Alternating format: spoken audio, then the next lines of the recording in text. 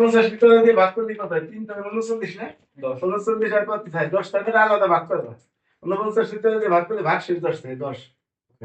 এখন যদি আরেকভাবে চিন্তা করো, এই 49 ভিতরে 10 বিয়োগ করলে কত? 39 মডেল কোচ আধা করে এটা তো এটা বিয়োগ করলে তাই দেওয়া হয়েছে। কি কথা বলছো? এটা ভাগ করে লিখছে। মনে মনে ভাগ করছে 3 থেকে 39 থাকে কত? 10 না? সেই 10। এই 49 চিহ্ন দিয়ে মানে ভাগশেষ, ডান পাশে থাকবে ভাগশেষ। কথা বুঝতে পারছি? আচ্ছা, তারপরে আবার এই বাম পক্ষের স্কয়ার করছি, ডান পক্ষের স্কয়ার করছি, 10 10 কে 100। আবার 100 তে ভাগ করলে 6 টা 7 টা 91, 100 তে 91 বিয়োগ করলে কত থাকে? না বুঝতে পারবে?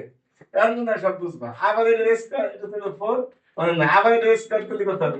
8 হবে না? এর 9 নাও 81, 81 আবার 6 টা 78, 78 বিয়োগ করলে কত থাকে? 3। বুঝ? এবার আবার স্কয়ার করছি, শুধু এনে 3 দিকে নয়। আবার স্কয়ার করলে 32, এনে 9 নাও 81, 81 এবার তাহলে ভাগ করলে 6 টা 78 থাকে 3। এখন আমার লাগবে কত? দাও লাগবে 38, তো আমি 32 তো পাইছি, আর লাগবে 6। তো প্রথমে সাইন দিই, যে সাইন 7 পাওয়ার কত? 7 পাওয়ার করে মান কত? 9। কিন্তু 9 দিয়ে গুণ করছি, এটা 32 আর 4, তো 32 এর জন্য হলো 3, আর 7 পাওয়ার 4 এর জন্য 9, তো 6 দিয়ে গুণ করছি। অথবা এরকম এরকম করতে পারো যদি বোঝা সুবিধা হয়। এটার নাম দিলা 1, আর এটার নাম দিলা 2। এটা কালকে এরকম দেখাইছিলাম, তুই এনে লেখলা যাও, তো 1 গুণ 2 কিন্তু লেস তাও করতে পারো, সুবিধা হয়। তাই তো? আর এটা গুণ করলে 36, আর 3 নং 27, 27 এর মধ্যে এত ভাগ করলে 13 গুণ 26 কত থাকে? 1।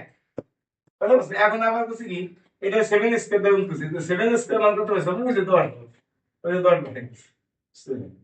তো এই পাশে পেয়ে গেলাম 38, এই পাশে পেলাম 10। এই ডান পাশে যাতে বেরিয়ে ভাগশেষ, অথবা এতকে দুই ভাগ করলে ভাগশেষ বসে। এই প্রশ্ন পরীক্ষা আসছে যে ভাগশেষ কত হবে? তো তুমি দেখো যাতে ভাগশেষ 10, দুই পূর্ব দেখা না, বুঝতে পারছো?